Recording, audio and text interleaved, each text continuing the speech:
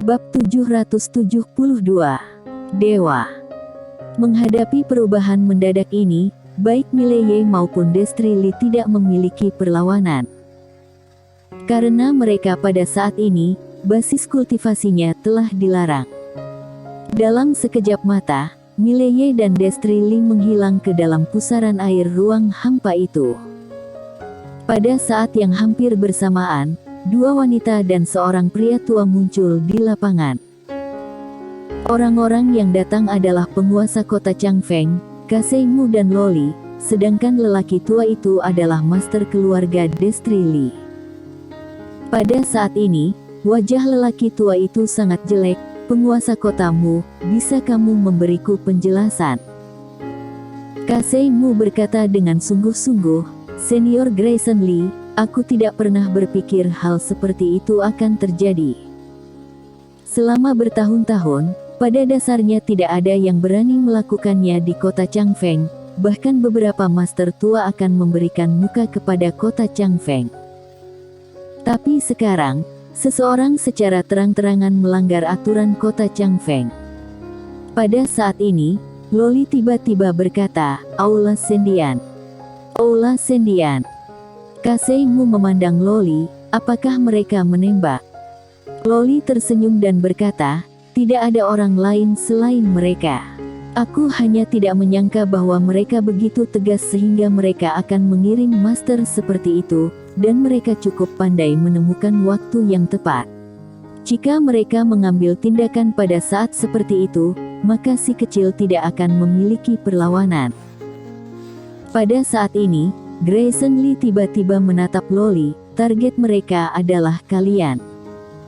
Loli mengangguk, itu si kecil tepatnya.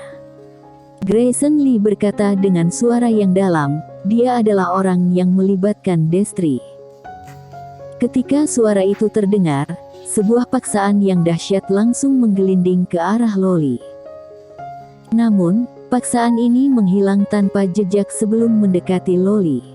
Kamu. Grayson Lee terkejut, dan ada sedikit kewaspadaan di matanya. Loli mengabaikan Grayson Lee, tapi menatap Kaseimu, cari tahu keberadaan mereka.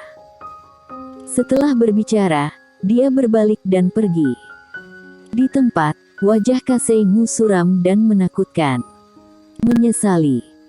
Pada saat ini, dia sangat menyesal. Dia seharusnya membiarkan Mileye pergi jika dia tahu sebelumnya.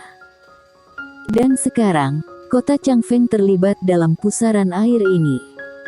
Setelah beberapa saat, Kaseimu berbalik dan pergi. Pada saat ini, mata Mileye dan Kaseimu gelap gulita, dan langit berputar. Sedang transportasi. Pada saat ini, dia perlahan bisa merasakan energi misterinya. Jelas, mereka telah meninggalkan medan perang yang berbeda itu. Seperempat jam kemudian, Mileye hendak mengaktifkan energi misteri, dan pada saat ini, cahaya putih tiba-tiba muncul di depannya, dan saat berikutnya, cahaya putih itu langsung menenggelamkannya. Setelah waktu yang tidak diketahui, Mileye membuka matanya. Pada saat ini, dia telah sepenuhnya kembali normal, tetapi ada kekuatan misterius lain yang menguncinya. Kekuatan ini lebih kuat dari kemampuan pelarangan sebelumnya di medan perang yang berbeda. Dia sekarang bisa merasakan energi misteri, tapi tidak bisa bergerak. Mileye melihat sekeliling, dan di sampingnya ada Destrili. Saat ini wajah Destrili sangat dingin. Dia dan Destrili berada di depan aula besar saat ini, dan di depan aula besar itu berdiri 6 patung tinggi. Dia mengenali 6 patung itu. Aula Sendian. Pada saat ini, seorang lelaki tua muncul di depan Mileye. Lelaki tua itu mengenakan jubah putih lebar dan memegang tongkat hitam di tangannya, tampak agak abadi. Tetua berjubah putih melirik Mileye dan berkata sambil tersenyum, aku adalah Yuno Tokyu, utusan Dewa Kiri Aula Sendian. Aku atas nama Aula Sendian menyambut Raja Ye ke Kota Dewa. Kota Dewa. Mileye melihat sekeliling dan berkata sambil tersenyum, kamu sopan, aku tidak terbiasa. Yunoto Kyu berkata sambil tersenyum, Raja Ye adalah orang yang luar biasa dan harus dihormati. Mile Ye mengangguk, lalu menatap Destri Li di sampingnya. Aku tidak ada hubungannya dengan dia, lepaskan dia, apa bisa? Yunoto Kyu tersenyum dan berkata, aku, Aula Sendian, tidak akan mengincarnya, tapi dia tidak bisa pergi untuk saat ini, karena wanita berbaju ungu di sampingmu sangat kuat, kami tidak ingin dia tahu keberadaanmu untuk saat ini. Mile Ye sedikit mengangguk, dia menatap Destri Li, dan tersenyum meminta maaf, maaf, aku melibatkanmu. Destri Li tidak berbicara. Mile Ye menatap Yunoto Kyu, apakah kamu yakin tidak akan langsung membunuhku? Yunoto Kyu tertawa, untuk apa membunuh Raja Ye? Kami ingin berteman dengan Raja Ye. Berteman. Mile Ye tertawa, aku sedikit penasaran. Yunoto Kyu berkata, silakan Raja Ye. Mile Ye tidak ragu-ragu dan berjalan menuju aula utama. Destri Li mengikutinya. Setelah Mile Ye masuk ke aula utama, hanya ada beberapa patung dewa di aula utama. Yunoto Kyu berjalan ke salah satu patung dan membungkuk sedikit, silakan. Mile Ye tiba-tiba menyela Yunoto Kyu, bicara.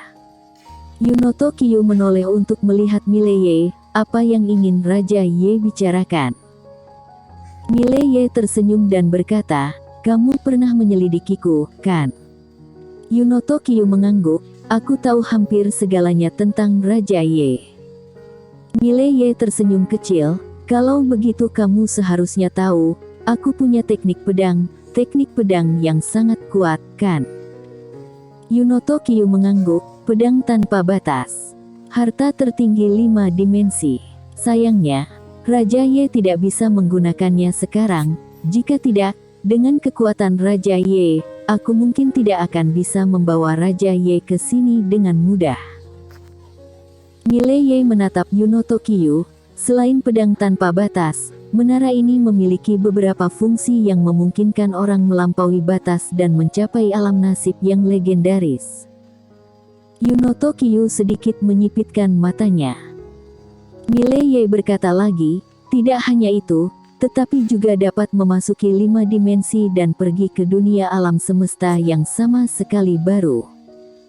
Yunoto Kyu tertawa, apakah kamu ingin menggodaku? Mile Ye tersenyum dan berkata, aku hanya ingin memberitahu kamu bahwa harta ini memiliki manfaat yang tidak ada habisnya. Lihat aku. Sebelum aku berusia 18 tahun, aku biasa saja, tetapi setelah memiliki harta ini, lihatlah hidup aku, apakah tidak seperti curang? Yunoto Kyu menatap Mile Ye dan tidak berbicara.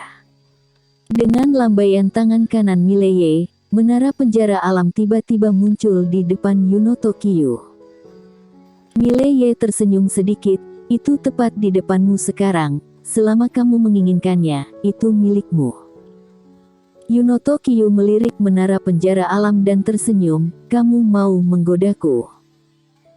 Mile Ye memandang Yunoto Kyu, dalam hidup seseorang, tidak akan ada terlalu banyak peluang, dan jika kamu tidak menangkapnya, kamu tidak akan tahu kapan kesempatan berikutnya akan datang. Yunoto Kyu berkata sambil tersenyum, kamu benar. Orang tidak akan menemukan terlalu banyak peluang dalam hidup ini, tetapi beberapa peluang dapat ditangkap, dan beberapa peluang tidak dapat dipikirkan, karena akan mati. Dengan itu, dia berbalik dan berjalan menuju patung itu. Mile Ye tidak berbicara. Pada saat ini, Destri Li tiba-tiba berkata, budak seumur hidup. Mendengar itu, Yunoto Kyu tiba-tiba berhenti. Seorang budak seumur hidup.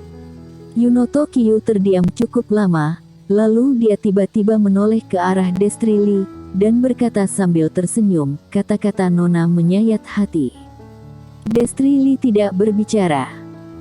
Yunoto Kyu tidak mengatakan omong kosong, dia langsung meraih menara penjara alam, menara penjara alam sedikit gemetar dan mencoba memberontak, tetapi langsung tertahan oleh kekuatannya yang kuat. Yunoto Kiyu menatap Mileye, "Kamu menyerahkan menara ini dengan begitu mudah, kamu tidak takut aku membunuhmu?" Mileye tersenyum, "Tidak." Yunoto Kiyu bertanya, "Kenapa?" Mileye tersenyum, "Senior adalah orang yang cerdas. Kamu tahu, aku tidak cocok dengan Aula Sendian, dan setelah kamu mengambil menara ini, kamu juga akan menjadi musuh Aula Sendian. Saat itu, musuh dari musuh adalah teman, bukan?" Yunoto Kiyu tertawa, "Sungguh Raja Ye yang hebat. Tapi, apakah kamu benaran bersedia menyerahkan menara ini?" Mileye tersenyum sedikit, "Aku kultivator pedang, mulai sekarang aku cukup punya pedang." Yunoto Kiyu menatap Mileye, "Jiwa pedang alam asli. Selamat." Mileye tersenyum dan tidak berbicara. Yunoto Kiyu berbalik dan melihat patung dewa di belakangnya. Setelah beberapa saat, dia menarik napas dalam-dalam, "Bagaimana aku bisa menjadi budak seumur hidupku?" Ketika suara itu terdengar, dia berubah menjadi cahaya hitam dan menghilang ke langit yang jauh. Pada saat yang sama, Mileye dan Destri Li langsung kembali normal. Telapak tangan Mileye terbentang, Aether muncul di tangannya. Menatap Aether di tangannya, Mileye tersenyum sedikit, "Pedang bagus."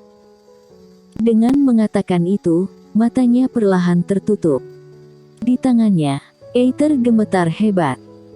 Perasaan memegang Aether sekarang benar-benar berbeda dari sebelumnya.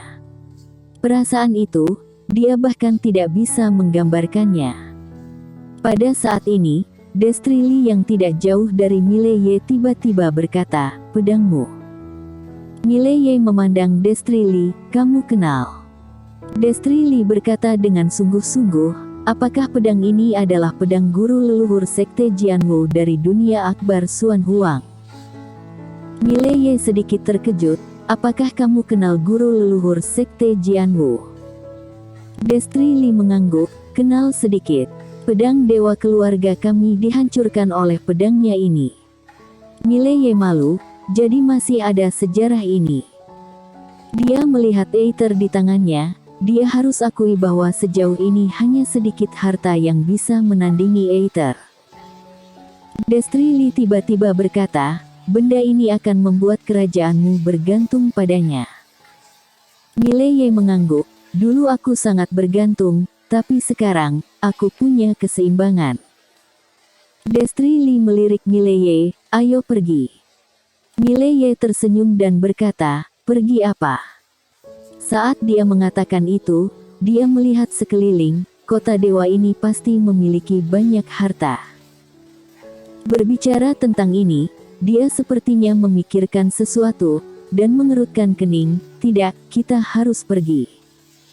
Destri Li menatap Mileye, "Kenapa?" Mileye berkata dengan sungguh-sungguh, "Pergi." Setelah mengatakan itu, dia berbalik dan pergi. Destri Li mengikuti, dan dalam perjalanan, Destri Li bertanya, "Ada apa?" Mileye berkata dengan sungguh-sungguh, "Yunoto Kiyu itu tidak bodoh, tetapi para dewa itu jelas juga tidak bodoh." Mata Destri Li sedikit menyipit, "Maksudmu, dewa-dewa itu mungkin?" Mileye mengangguk, "Ayo pergi. Keluar dari tempat hantu ini." Pada saat keduanya baru saja meninggalkan kota, keduanya tiba-tiba berhenti. Keduanya tampak tidak jauh, dan di sana, seorang wanita datang ke arah mereka. Wanita itu mengenakan rok pendek, dan rambutnya dikepang dan sangat panjang hingga mencapai lutut. Di pinggangnya ada pisau pendek, yang dibungkus kain kasar dan terlihat agak kasar. Di tangan kirinya, dia memegang sebuah menara kecil, menara penjara alam. Dan di tangan kanannya, dia memegang kepala yang berdarah. Kepala Yunoto Kiyu. Mata Yunoto Kiyu terbuka lebar, dan mata itu penuh ketakutan, sepertinya dia mengalami sesuatu sebelum dia meninggal. Wanita itu perlahan berjalan menuju Mileye dan Destrili, dengan senyum lebar di wajahnya. Mileye menatap wanita itu, memegang Either di tangan kanannya erat-erat.